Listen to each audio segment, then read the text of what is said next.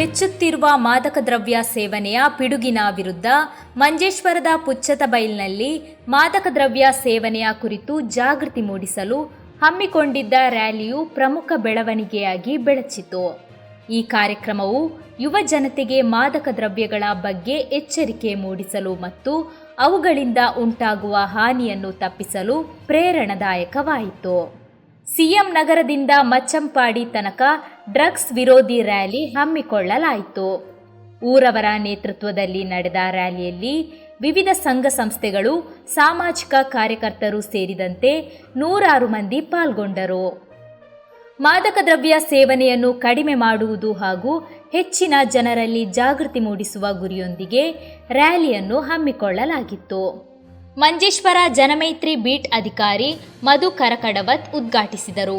ರಹೀಂ ಪುಚ್ಚತಬೈಲ್, ಹಸನ್ ಉಸ್ತಾದ್, ಮಜೀದ್ ಮಚ್ಚಂಪಾಡಿ, ಸಿದ್ದಿಕ್ ಚೌಕಿ, ಹಮೀದ್, ಮುಸ್ತಫಾ ಮತ್ತು ಇತರರು ನೇತೃತ್ವ ನೀಡಿದರು.